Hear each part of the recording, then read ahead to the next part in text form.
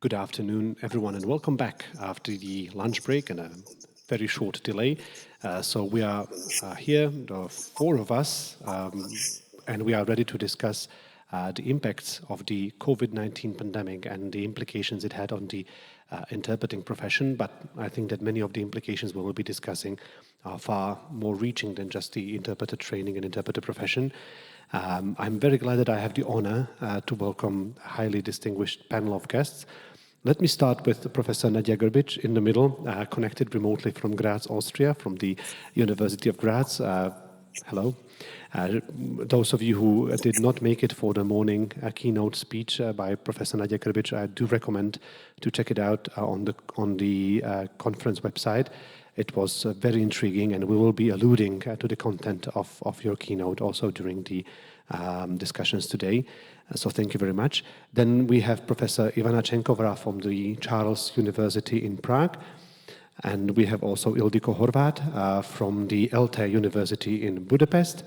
I have to emphasize that both of the ladies are in the governing board of the MC-EMCI consortium, and Ildikó is also currently the head of the EMCI consortium. So we have really experts in proper to cover the field of interpreter training. And then on the other side of the table, I have Professor Markéta Štefková from the Comenius University in Bratislava, an expert in Dutch studies and an expert in public service interpreting and translation as well. My name is Pavol Šveda. I'm from the Comenius University in Bratislava, Slovakia. So we, as outlined in the name of this panel, our ambition is to discuss the implications the recent 18 months had on the profession of interpreters, but not only on the profession itself. We have touched upon this issue in the morning in the keynote speech by Professor Grbić, but we will slightly more focus on the field of research and training of interpreters. So as perhaps a brief introductory statements, I'd like to ask perhaps Professor Čeňková or Ildikó, whoever would like to start first, if you could outline the key lessons learned from the last 18 months in the field of interpreter training. So what we all know what the problems were, how much we have struggled when we were trying to suddenly switch from in-room training into distance training. But there were some very interesting projects that you have experimented with, so perhaps you could share with us some best lessons learned. And I only emphasize that Professor Čeňková is going to speak in Czech, so you might want to tune into the interpretation mode on your Zoom channel. Já tedy moc krát děkuju a děkuji také za tu možnost, že mohu hovořit svojí mateřštinou, protože to je vždycky samozřejmě lepší, než hovořit nějakým třetím jazykem. S Ildikó si to rozdělíme. Já bych se chtěla vrátit ještě více do minulosti, než jenom těch 18 měsíců, které jsme si prožili v covidu a které vlastně můžeme nazvat takovou druhou revolucí v simultánním, zejména simultánním tlumočení, protože jako první takový vrchol je revoluční, je považován norimberský proces, kde simultánní tlumočení bylo skutečně použito. Chtěla bych se vrátit do minulosti a možná, že se mnou budou souhlasit i kolegové, když před takovými 20 nebo ještě možná 10 lety mi napsali uchazeči, kteří chtěli studovat u nás na Filozofické fakultě Univerzity Karlovy na Ústavu translatologie tlumočení, zda je možné to studovat distančně, online, tak moje jasná odpověď byla, nepřipadá v úvahu. Tlumočení se dá učit pouze prezenčně, pouze na místě. A vidíte, několik let uplynulo a my jsme úplně v jiné situaci. Samozřejmě, že jsme netušili, jaká ta situace bude, ale připravovali jsme se na změny. Konkrétně to za chvilku řekne Ildikó. Já bych jenom připomněla, že právě v rámci MC Consortia, European Masters in Conference Interpreting, jehož jsme členy a o kterém tady na začátku hovořil kolega Pavol Šveda, takže v rámci tohoto konsorcia jsme se vždycky snažili předjímat technologické změny a už počátkem 21. století jsme začali dělat různé videokonference, jak bilaterální, tak i trilaterální či multilaterální mezi jednotlivými univerzitami partnerskými a také s evropskými institucemi. Takže tehdy to byl obrovský vlastně krok kupředu. Videokonference, byl to první krok k remote interpreting, ale bylo to úplně jiné remote interpreting, než o kterém bude za chvíli hovořit Ildikó. Takže vždycky se Euromasters in Conference Interpreting a celé konsorcium partnerských univerzit snažilo jak si předvídat, jaká bude ta situace. Každoročně pořádáme takové semináře Training of Trainers, kde vytipováváme zajímavá témata, takže právě třeba videokonference, remote interpreting.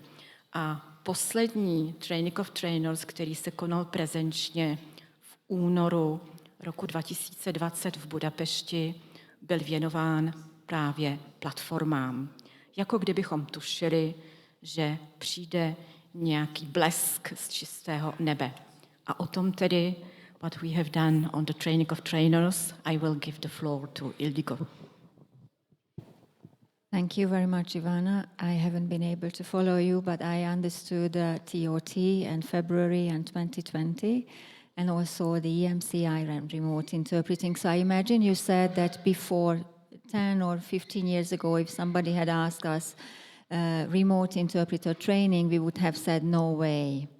And that we were lucky.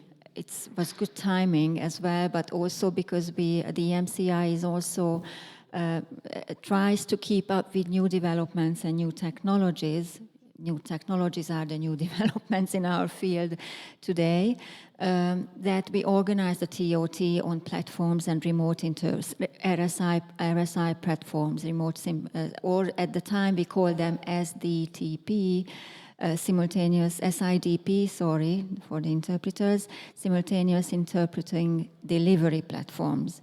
And we didn't know anything about that, to tell you the truth, because although the technology had been there, and we knew that the technology had been there, but we weren't really using it, at least not for conference interpreting, for multilingual conference interpreting with several languages, relay, and so on and so on.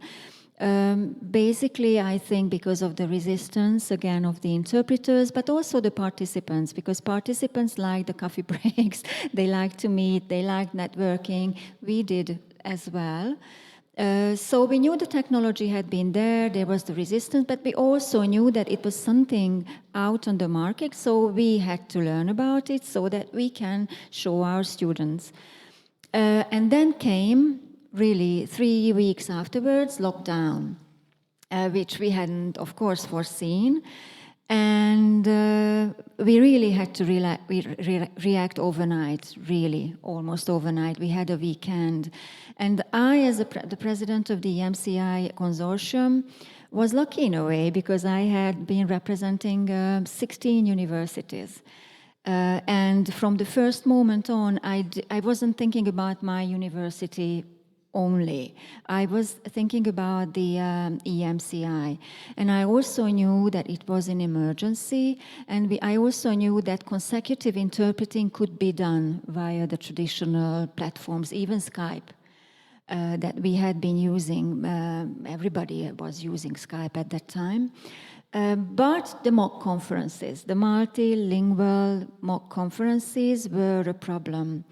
So I took my courage together and wrote to some of the, over a weekend, I had a weekend for that, I wrote to some of the platforms, and one of them replied to me during the weekend, and we agreed that we needed help, that we didn't have money at all, and even if we had money, we wouldn't have been able to take it out of the university coffers in overnight. It's not like a private company. It takes weeks, if not months, to get the project done.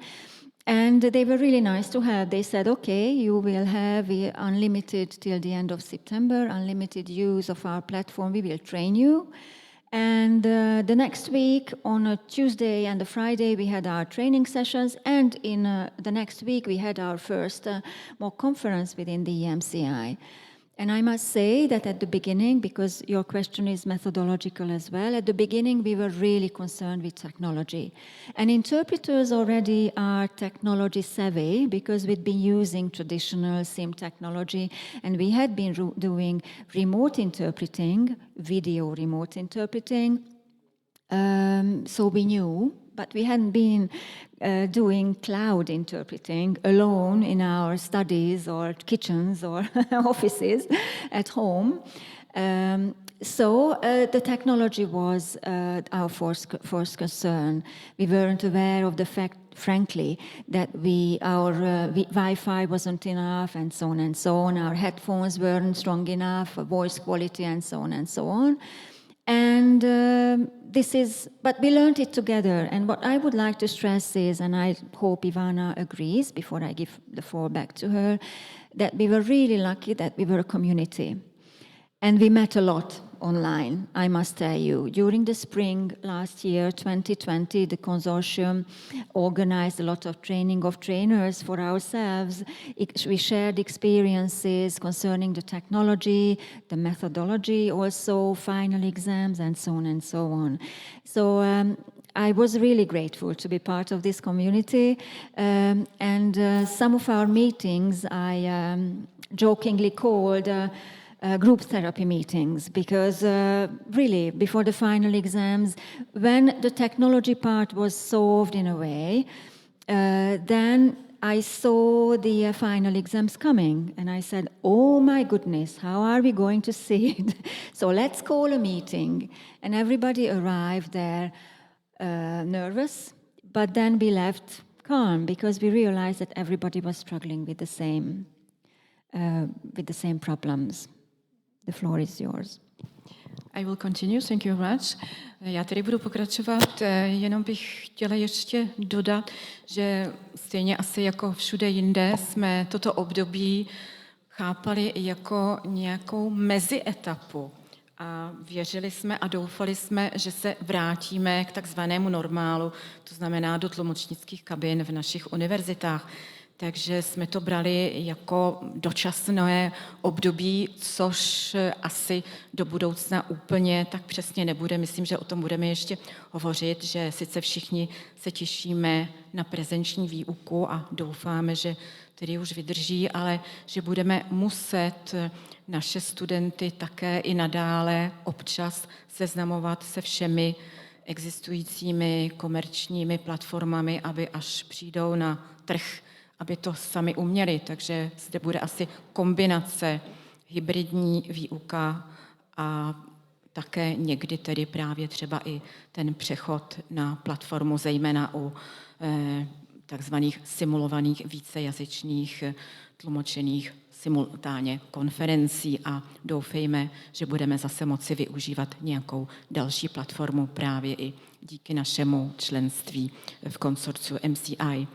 Pokud byste měli zájem, tak se můžete podívat na webové stránky MC konsorcia, protože my jsme po tom prvním semestru lockdownu a tedy výuky online poslali dotazník všem studentům a vyučujícím v rámci těch 16 univerzit konsorcia, kde jsme se právě ptali celou řadu otázek, bylo jich hodně, skoro 40, na to, jakým způsobem se vyrovnávali s tou výukou online, jestli to bylo pro ně těžší, komplikovanější, zda vyučující volili třeba jiné strategie, protože na to se také Pavol ptal. Takže můžete si ten dotazník, který jsme v rámci projektového výboru zpracovávali, na něj podívat právě na internetu našeho konsorcia. Jak už tady naznačovala Ildikó, tak zejména to byly technologické problémy, špatný internet, nefungující kamera. V podstatě, nevím jak vy, ale my jsme měli pocit, že jsme z toho se studenty zvládli vlastně probrat nebo protlumočit, přetlumočit docela víc než při běžné výuce. Asi to bylo dáno i tím, že tam nebyl tolik ten sociální kontakt a přímá komunikace, takže jsme byli i možná laskavější v těch našich hodnoceních.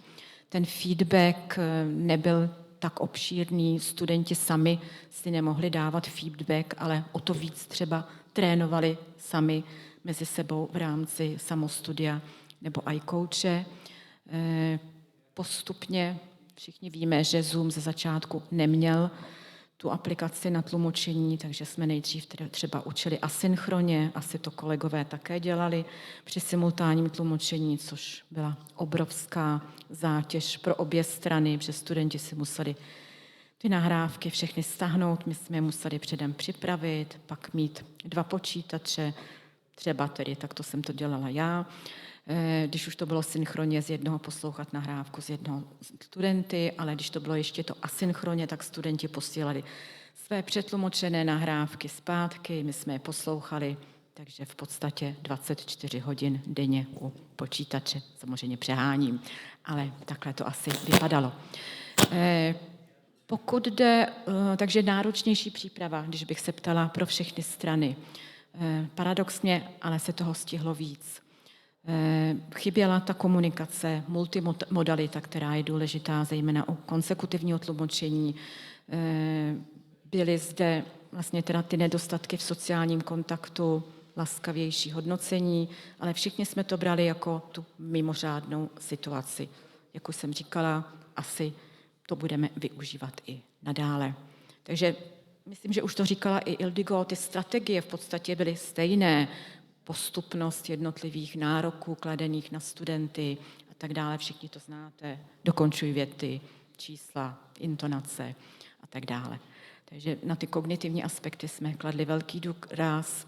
Při konsekutivce oční kontakt to bylo trošku složitější samozřejmě přes tu kameru. Zápis jsme až tak moc kontrolovat taky nemohli přes kameru. To bylo složité, ale myslím si, že jsme to zvládli a že se teď už ale těšíme zpátky do učeben.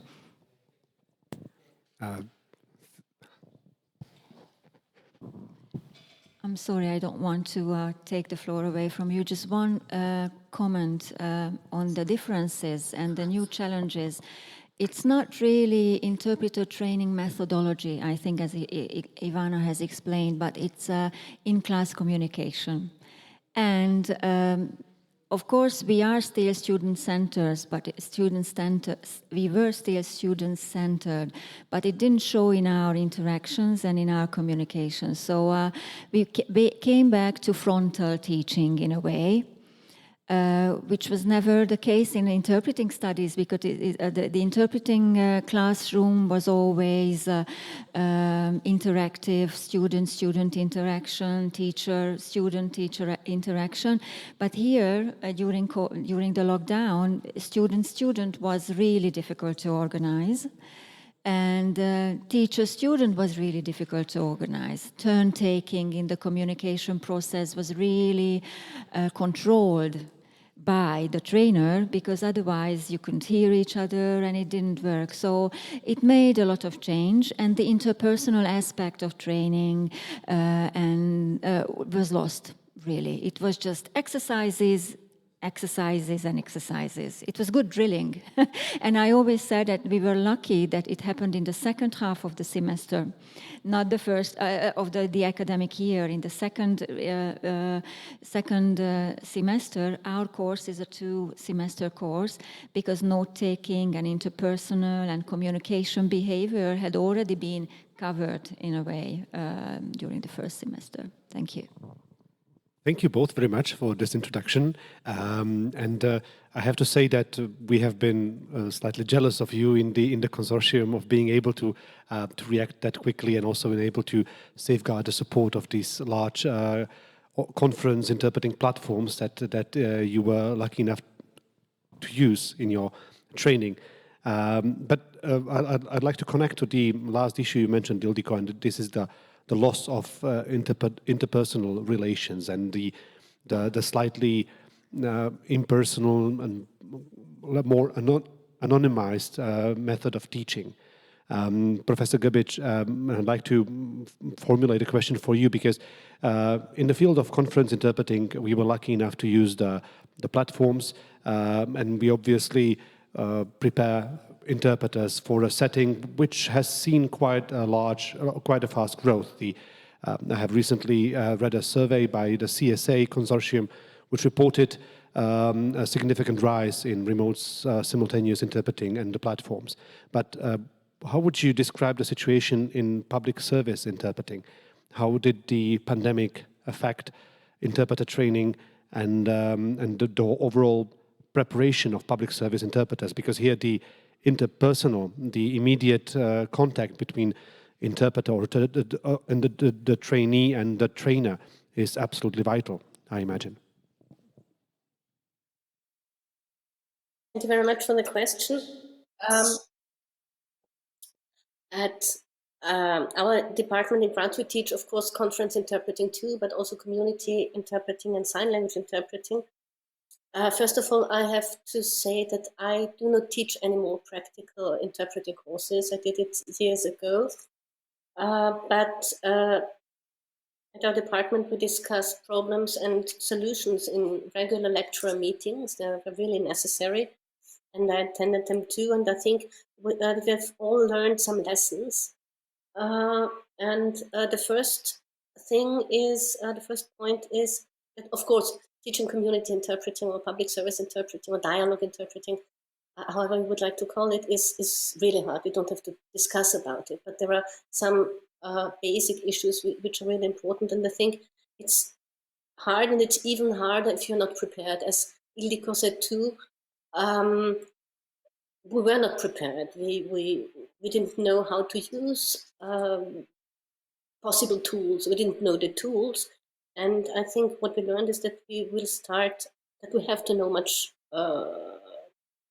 more about it. And so we will start a series of further education seminars for our lecturers on using these tools and on didactics in this special area of online communication. I think this is one thing that we have learned. Secondly, you have also discussed various platforms that are used for conference interpreting. And of course, when you're forced to teach online, it's also important that appropriate software is provided. And that was not the case. In Graz, you have been lucky having a consortium. We knew that there are powerful interactive video assessment tools for community interpreting or for interaction or for communication. Really interesting interactive video assessment tools, but we could not use them. We tested them and we wanted to use them, but it was not possible because our university does not allow the use of cloud-based platforms. So I think this is an important thing, and therefore I think it's also necessary that we discuss data security and how to inform our universities that such platforms are useful, although they are not totally secure, of course. A third aspect, I think that was the most important aspect. I've been talking to some colleagues a few days ago too. Many of our lecturers and students, of course, too, became much more aware of what face-to-face interaction actually involves or means, how complex it is and how many dimensions interact. I think this will be very beneficial for post-pandemic face-to-face teaching too, because previously, of course, in community interpreting teaching, people were talking about many aspects of also nonverbal communication and so on, but not too much. Many things were only unconscious and not explicitly expressed and taken for granted. And I think this will change now. I think people will much more think about what happens in interactions. And what you also have mentioned, a very, very important thing is that the interpersonal level also in public service or community interpreting teaching suffered the most. Trainers reported an alienation, and Ivana mentioned this term this morning, an alienation between teachers and students and among students too. And this is very problematic, especially in community interpreting teaching, because feedback in community interpreting often concerns a very personal level. It's about attitude, friendliness, feelings, emotions. And that was especially hard for beginners. Well, thank you very much, Professor. I'd like to return back to Slovakia now. Before I pass the word to Markéta, perhaps there's one lesson to share also from our university and the University of Banská Bystrica, where we are now, is that we, not having access to a remote simultaneous platform, we have pooled our resources together, the two universities, and we have ordered a custom-made software solution, sort of a platform to teach interpreting, and we have this virtual interpreter training lab that we use, which resembles the standard interpreter laboratory with 14 separate booths. One of the things that we actually never thought about, and only came up much later, is that the system included the communication between the teacher and the students, obviously, but it didn't allow for the communication between the students, because, I mean, we never thought about it when designing, when discussing how it should work. And only during the practical courses, when we were practically using the tool, we actually figured out that it's a very limited form of communication that we have. It's only sort of one-sided channel. You could talk to the students, but they couldn't talk between themselves. So there was no way of them providing feedback to each other. So we had to actually add an additional function enabling a whole class discussion so as to open the channel for everyone to be able to talk, which wasn't possible initially, but it proved to be a vital element in the training process.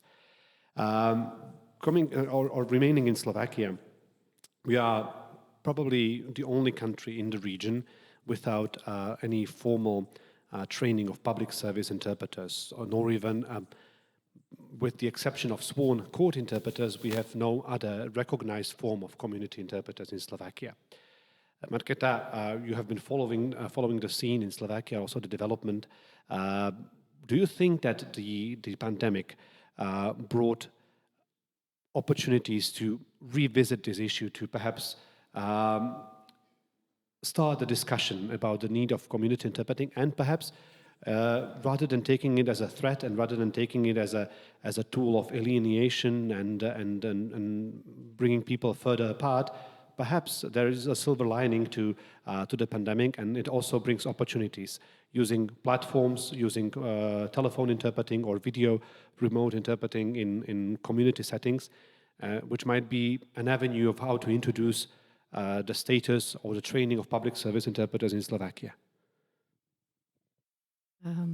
Thank you very much for this question, but I'm afraid that I don't have a satisfactory answer. It is really difficult to speak about the situation of public service interpreting in Slovakia during the COVID pandemic situation, when public service interpreting is not a recognized profession.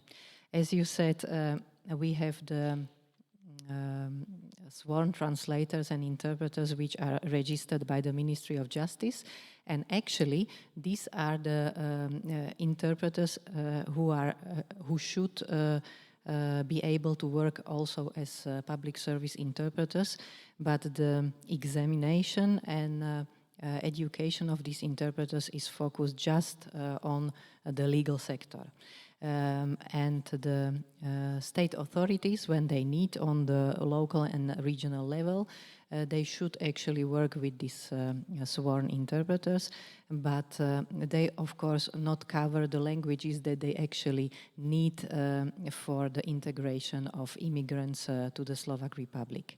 And because of the enormous growth of automotive industry in our country, in the last decades we have really a lot of labor workers, but the government actually states that public service interpreting is for asylum applicants. We have just a few of them, so public service interpreting is not needed. There is a huge gap between the quality of interpreting and education of the interpreters registered by the Ministry of Justice in languages that they cover, and the languages of limited diffusion needed in the sector of public service interpreting. In some domains such as hospitals, healthcare, there is no service, and there is not even a recognition of the need to have a public service interpreter. My PhD student made big research in the regions, in the 3 regions of the Slovak Republic, asking the academic hospitals if they, how is their work with public service interpreters, and they just ask, why you put this question? We don't need them because our doctors speak perfectly English. that was that was the answer. So research has been done a lot in the sector of asylum procedure and the quality of interpreting in the for the asylum applicants. There is no research in the field of medical interpreting, and there is a really big gap between the big and languages and languages of limited diffusion and the registered interpreters and the ad hoc or volunteer interpreters working with the NGOs, which are trying to organize ad hoc education for them. It's just training of a few hours where we explain. I used to work some years with Human Rights League, who organized some training for interpreters where I should speak at about 2 hours about the note-taking and what is the difference between simultaneous and consecutive. So in the legal sector, I have experience actually a lot with remote interpreting in the courtroom, but in the pandemic situation, the remote mode was not used at all because of the data protection. Like Professor Grbić said, this is the legal sector is really take a lot of care for data protection, and that's why, for example, also institutions like Eurojust don't apply simultaneous interpreting in the remote mode because they cannot guarantee the protection of data if you are sitting home and interpreting via internet. So video conferencing in the courtroom is a common mode in the hearings, but there are no practical rules and training for the interpreters, and during the pandemic the institutions were unable to respond to and implement the technology, and that's why the actions of courts, police and state authorities were sustained indeed and paralyzed. That was my experience. I'll make a small commercial break here, and I'd like to mention a book that actually the 4 of us wrote together. It's called The Challenges and Opportunities in Interpreter Training, Lessons from Central Europe. And I have to mention a chapter by Ildikó and also by Ivana, who discuss to a certain degree also the approaches to community interpreter training in their countries. And not to spoil the future readers of our book, but I'll just mention that it seems that there is a certain problem in the post-communist countries in terms of approaching the concept of community interpreters. We live with this idea that we were always the countries of immigrants. People were leaving from Slovakia, Czech Republic, Hungary, Poland to work elsewhere, and we never were actually really accustomed to become a country of immigrants. We don't have the structures, nor do we have a mentality to be prepared to accept foreigners and treat them in a dignified way. There was an experiment in Budapest with a course for asylum interpreters, and perhaps Ildikó could outline this, and also if you could possibly perhaps think about whether the universities have sufficient power to make change bottom up, whether we can actually somehow contribute to changing the society by insisting on community interpreting, by opening the courses, and by keeping the issue on the agenda, in the public discussion. Wow. I will try to be brief because I could speak about it for a long time. I personally have been lobbying for a long time. Now I have for almost 10 years, because I saw the need for community interpreting, and also community interpreting is interpreting in languages we usually don't teach for conference interpreters.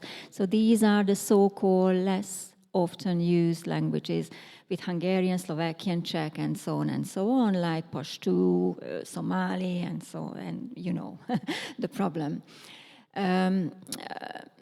I had been lobbying. I had gone to a lot of ministries, a lot of offices, and everybody was enthusiastic. They said, yes, it's a problem.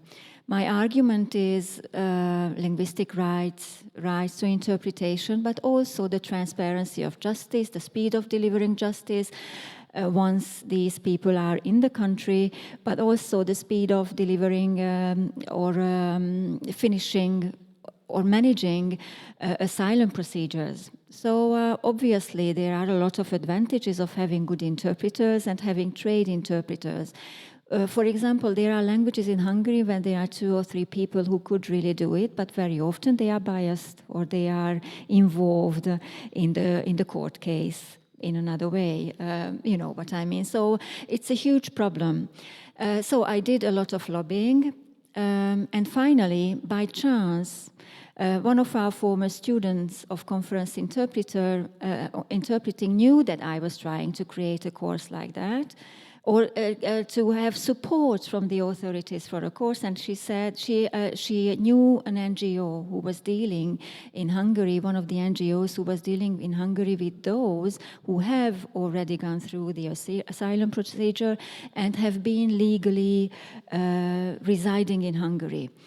This NGO was helping them finding work, learning Hungarian, schooling for their children, and so on and so on. And this NGO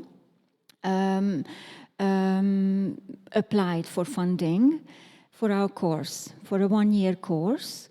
But again, the problem was, now we had the students. But the problem was that the court and public service interpreting course that I had created in Hungary was for graduates of an MA degree or a BA degree, but these people very often don't have or cannot prove that they have a BA or an MA.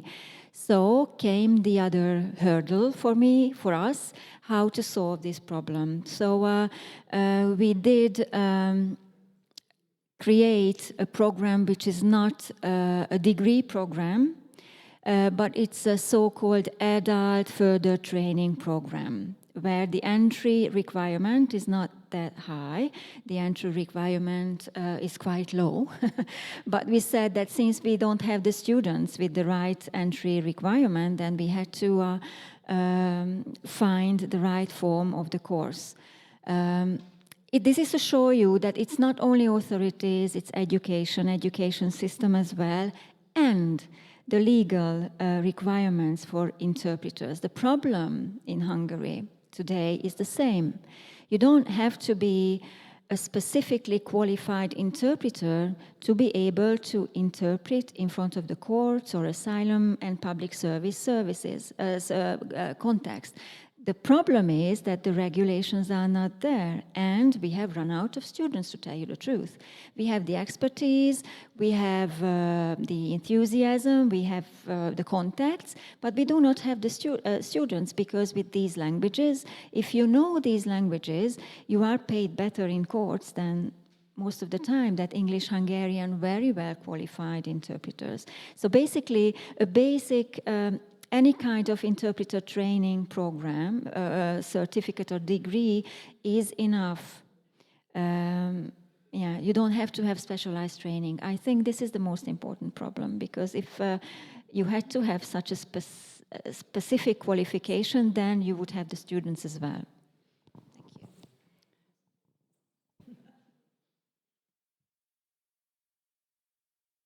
Just to add 2 sentences. This morning, Nadja, no, I will try to speak in English. This morning, you spoke, Nadja, about language and culture mediators. And you asked if they are better interpreters. And we just have this problem because we cooperate as here in Slovakia with different NGOs. And they asked us to organize short courses for their language and cultural or cultural mediator or intercultural mediators. And we try to do it. We teach them how to sit, how to interpret, how to take notes, how to ask, etc. But at the end of the training, because we started that training in 2007, because we had a big project in the time, and we try to do it every year with different NGOs, because they received money for their projects, and we are involved then, and we invite also our students to participate.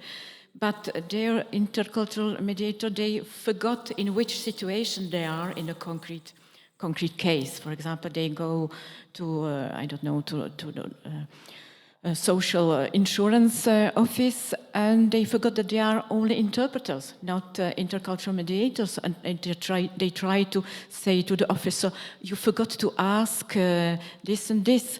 And we try to teach them, no, you are not interpreter, you are not intercultural mediators. Of course, you have to explain that some reality doesn't exist in their country, but you cannot answer not give the answer to the officer. It's to the officer to ask, to answer the question, not to you. So it's a big problem with them. We teach them all the time, but they forgot that they are not intercultural mediator. In some situation they are interpreter, in other situation they are intercultural mediator who knows also the language. So this is a big problem between the two professions. And in the list of profession for the moment, community interpreters don't exist. There is only intercultural mediator. Of course, people say, I am community interpreter, but in reality, it is not on the list of agreed professions in Czech Republic. Maybe I would like to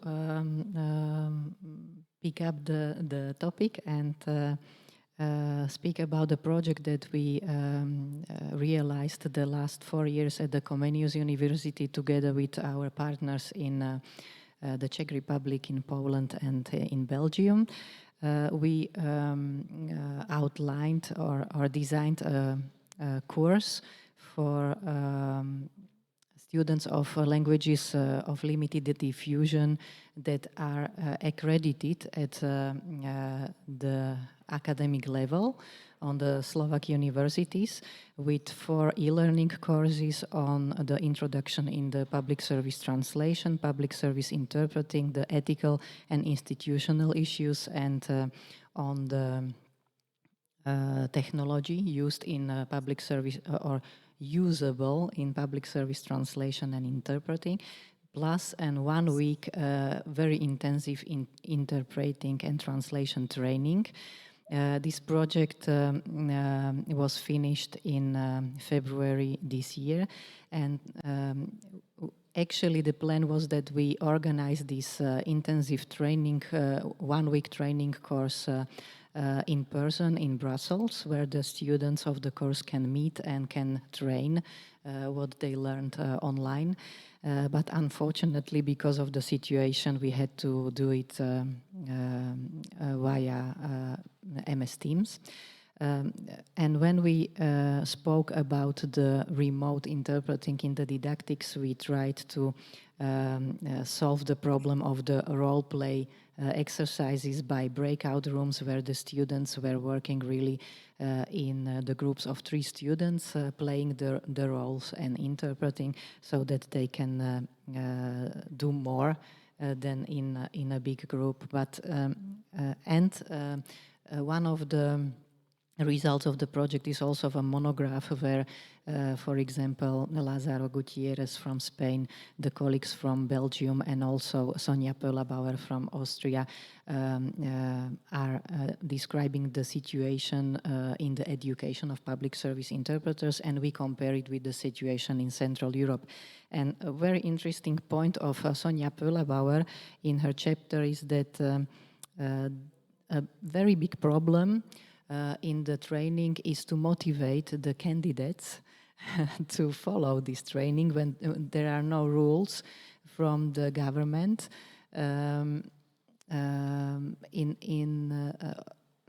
about the quality.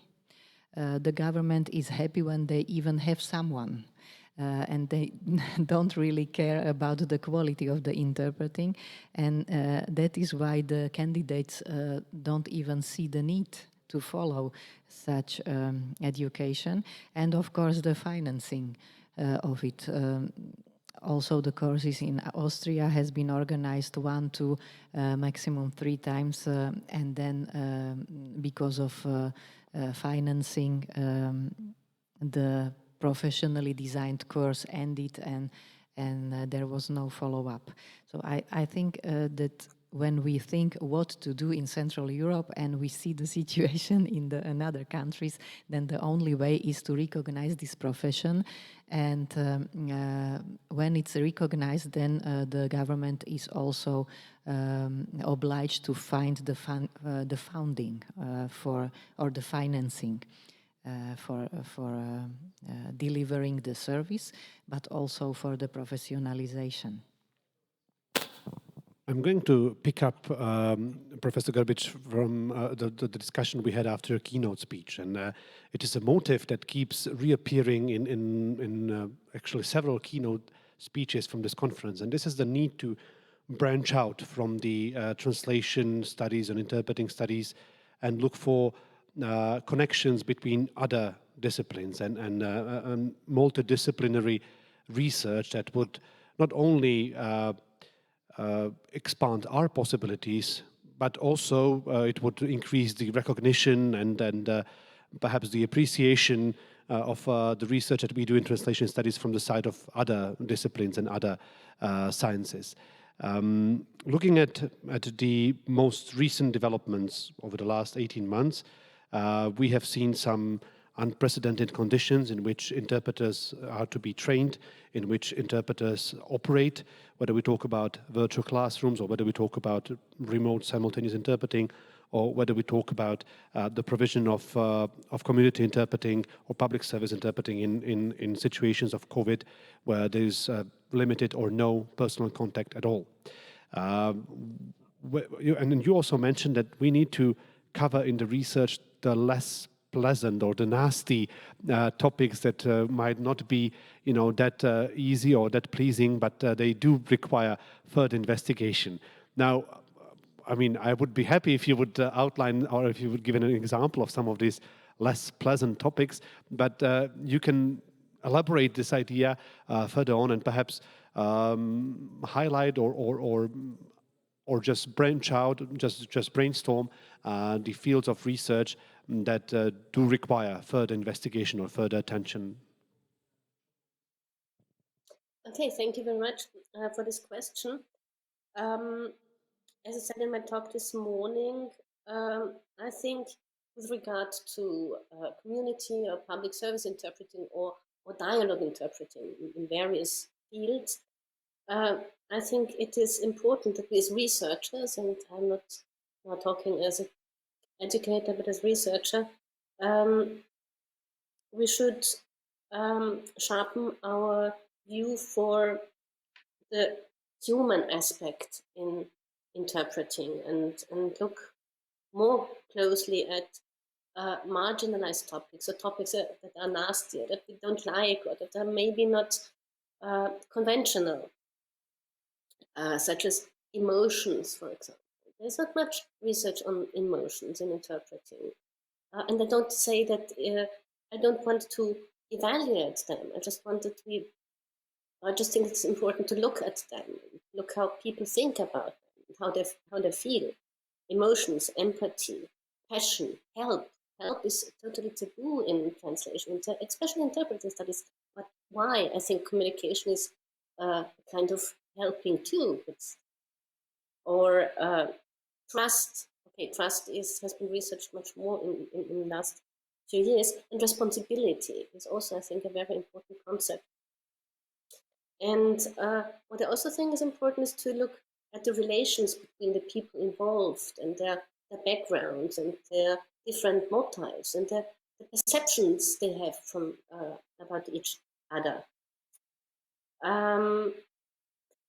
Because you have been talking also about interdisciplinarity and transdisciplinarity. I think this is very important, and it's hard. It's hard. I've been in a working group with researchers from different disciplines: translation studies, cultural anthropology, Jewish studies, history, sociology, and so on. And we published a book together. And it was hard, but it was so interesting and convincing. And we could convince our colleagues from other disciplines how important our research is. And I think we can also find very interesting concepts and models in other disciplines. We have found them, as for example, the habitus of Bourdieu. But I think now in this post-pandemic era, we should maybe devote our thinking also to analytical concepts which have not yet been discussed in our disciplines. And I'm thinking about, for example, the concept of the body or space. We may find fruitful approaches, concepts, and models in media studies, in the sociology of the body and sociology of space.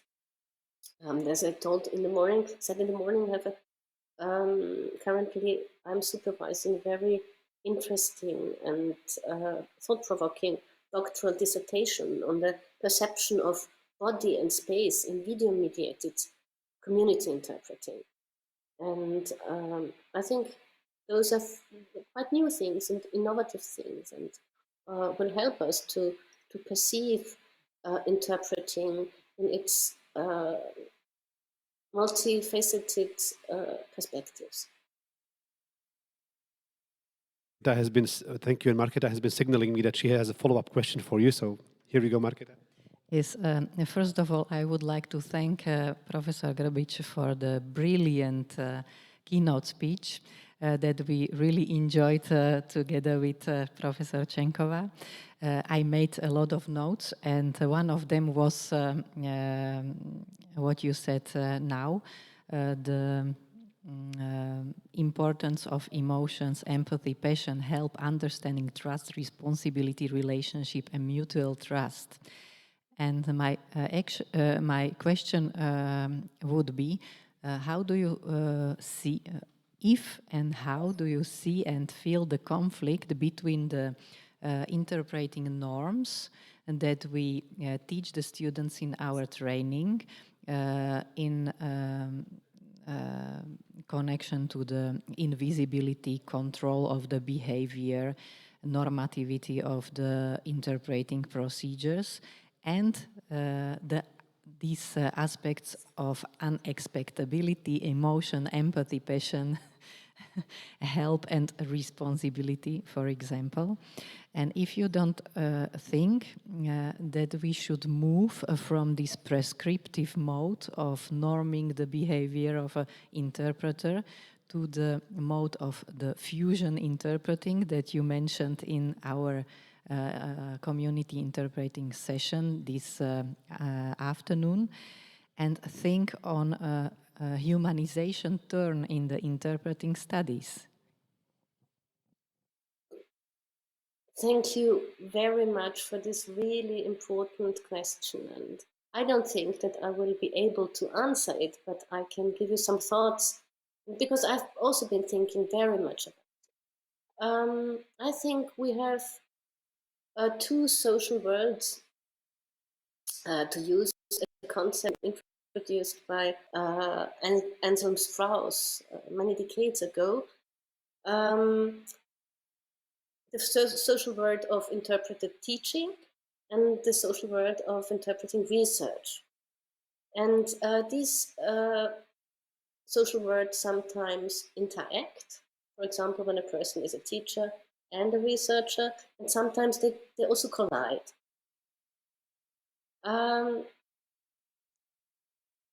Of course, we have, when we teach interpreting, we have to inform students about norms and conventions in society with regard to their future work in practice.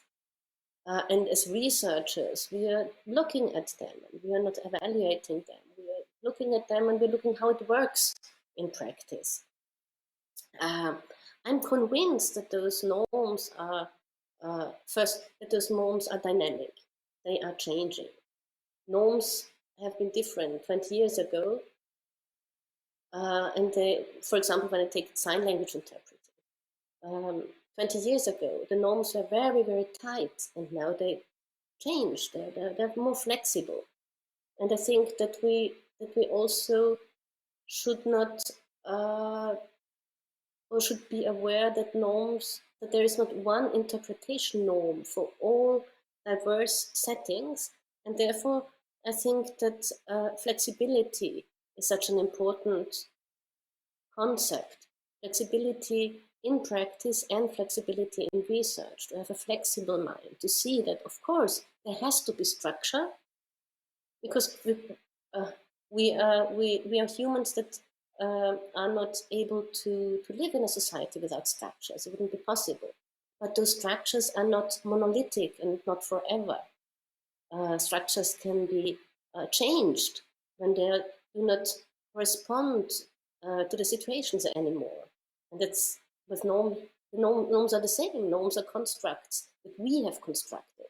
They're not coming from above, or we are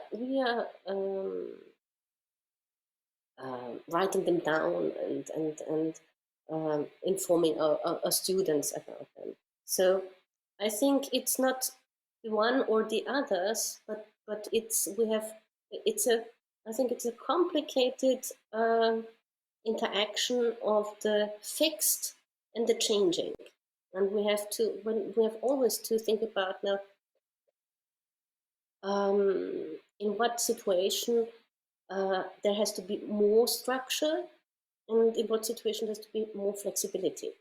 And therefore, I think it is very important to teach, to educate interpreters at university, and because reflexivity, self-reflexivity is very important, because you have every situation is different, and you always have to, now I forgot the English word, to find a solution for a problem, and it's always your solution. It's your decision, and therefore self-reflection is such an important thing, and therefore you have to have a meta thinking about the things you're doing in practice. Thank you very much, and exactly that because of these aspects, the term of flexible mind was really a big lesson to learn for me from your keynote speech, and I think I will think in another way when I'm teaching about ethical codes and the norms in interpreting for public service interpreters or volunteers who have no idea about our norms. I will formulate them in another way than till now. Thank you very much for that. Thank you. Thank you. We will now return back from the domain of public service interpreting back to conference interpreting, because we have still left some issues uncovered. namely the field of research. You have mentioned it in the introductory discussion when you both Ildikó and Professor Čeňková discussed what were the key takeaways from these last 18 months. And I have two questions for you, and you can divide them however you like. The one is mine, and it's the question of what would be the fields of research that just opened up, that have emerged from the period of pandemic, from remote teaching and remote Simultaneous interpreting. And the second one has been kindly submitted by a certain Jan Pedersen through Slido, and the question reads, looking into the future, do you think the amount of remote interpreting will be different in different parts of the world, or will it be the same globally? So while one of you answers the research question, the second may contemplate the answer to the other one. Okay, I will start. I will try to start. Ale asi přejdu do češtiny, jestli mohu. I will continue in Czech if I can. Myslím si, že pochopitelně po těchto 18 měsících covidové pandemie a onlineu i se toto téma dále bude objevovat ve výzkumu a jaksi v doktorských dizertačních pracích nebo i v diplomových pracích a myslím si, že se to už objevuje.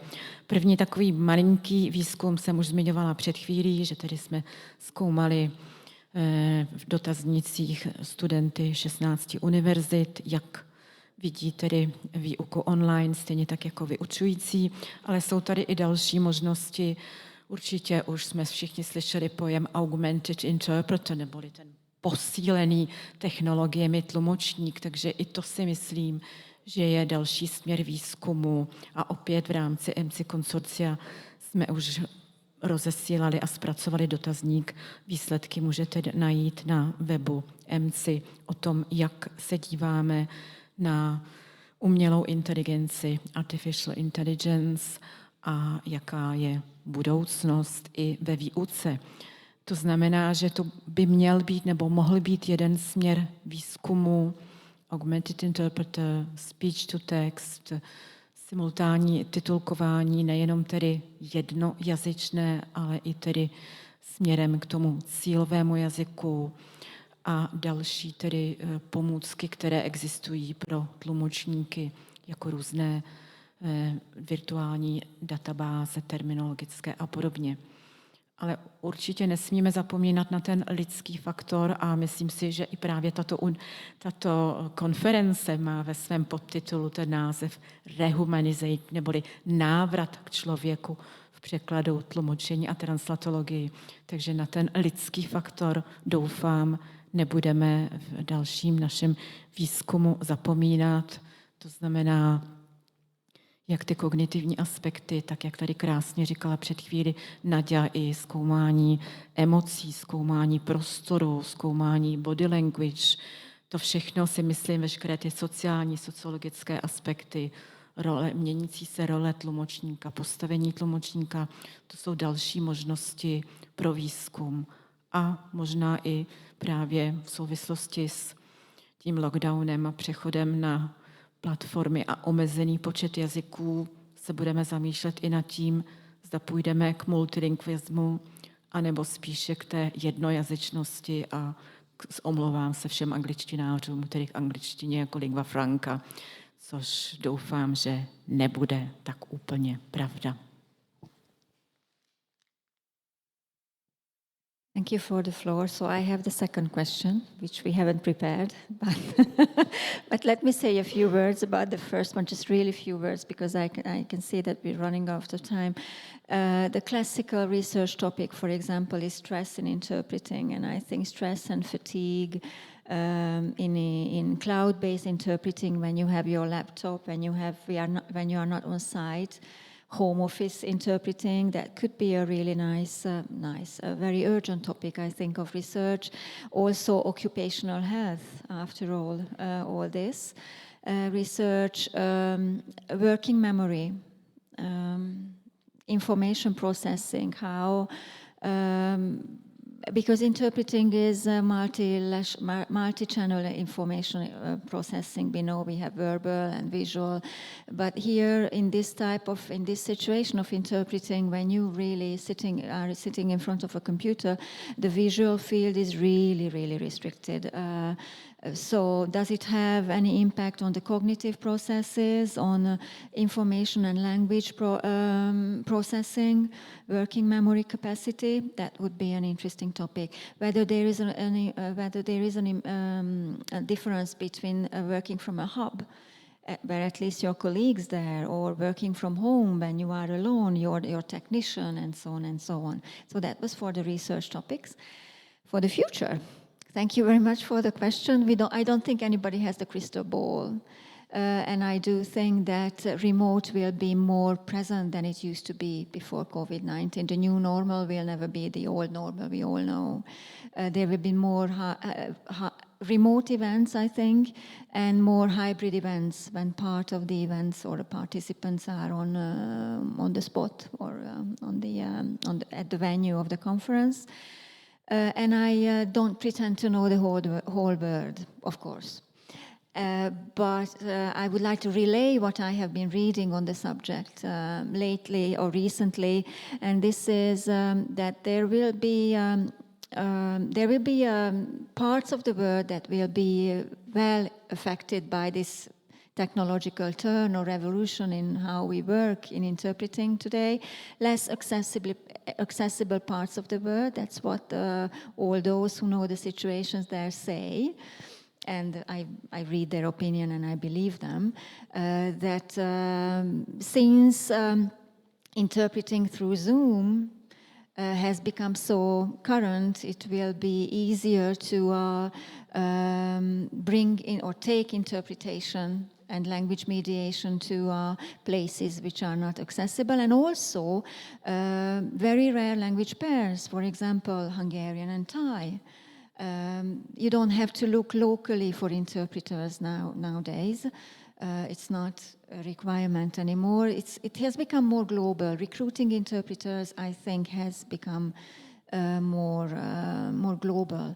So interpreters of less widely used languages like my language, for example, can be hopeful that cost cutting, travel cost and accommodation cost will allow organizers to finance interpreters instead and not just use the big or more widely used languages. So let's hope that it's going to happen, really. Thank you. And add just one sentence. Ildikó is completely right, and I think that paradoxically it will be perhaps the community interpreting who will use more the platforms and then online interpreting in the conflict situation. If, for example, in Afghanistan, the interpreter, well, not here, it will be more safe for everybody. So I think it's a solution for this kind of conflict and unsafe situation. Thank you. Yes, fully agree, and thank you very much for these answers. Also an proper answer to the question from the audience. And as also someone following the field of conference interpreting, I think that the main differentiation will not be along different parts of the world, but along different sectors. For example, over the last 18 months, we have seen some very absurd uses of remote interpreting. A colleague of mine was interpreting a safety inspection of a plant, where the safety inspector was walking around the plant with the camera on his phone turned on and actually showing everyone, the inspectors who were remote somewhere in the other part of the world. So he was using his phone as their eyes to inspect the piping in the plant, whether it was proper. So this is probably going to disappear, and this type of work is not going to remain on a long-term basis. Most probably, given that I wouldn't really trust this type of safety inspection. But for example, different types of trainings and events like this one, and I would like to greet our brave interpreters in the back of the room. It's nice to be on the other side of the booth for a moment. So training events are now incredibly accessible in terms of interpreting. It was never so cheap to provide interpreting for people who attend meetings remotely, and I think that this is going to, or this has a major potential to expand the use of interpreting. And also, as you have said, especially in case of minor languages, languages of lesser diffusion, and languages that were physically inaccessible, for example. Ildikó, you wanted to add something? Remark, maybe, and this is that actually, as I said at the beginning, and maybe this can be one of the closing sentences or thoughts, technology had been there, but there was a psychological resistance. Digital transformation is technological and psychological as well.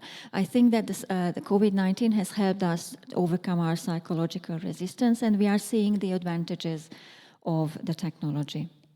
We've lost some fears and gained new ones. So, Markéta, you wanted to add something? Yes, but I have one more remark on the question of Professor Pedersen, because you asked if the need of public service interpreting will be global. I don't think that this will be the case. I think that the need of public service interpreting is very locally bounded with the industry, with the public that is living in that region, and I think that it will be really difficult to globalize this field, even in one country. Slovakia is a small country. We have 3 regions with completely different needs in public service interpreting because of the automotive industry and the big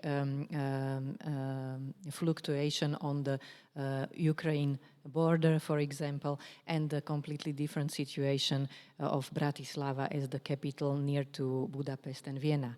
So we are really a good example on that. We have exceeded our time allocated to this discussion. I would like to very much thank the charming ladies on the panel. I would like to thank Professor Ildikó Horváth, Professor Ivana Čeňková, Professor Nadja Grbić, and Professor Markéta Štefková. It was a pleasure to have you. I'm very glad that we did at least touch upon, if not properly covered, all the individual topics, and there is a lot to digest. And for those of you who take interest in the future of interpreting, in 15 minutes you will have a chance to listen to another debate on the future of interpreting and how the pandemic has transformed the profession from within. We will have Jonathan Downey, the author of Interpreters versus Machines, on the panel debating together with Raquel Lázaro Gutiérrez, who is also a widely known author specialized on public service interpreting with a special focus on hospital settings. And we will be discussing many of the issues covered here, but from the more practical perspective of practicing interpreters. So thank you very much and stay tuned.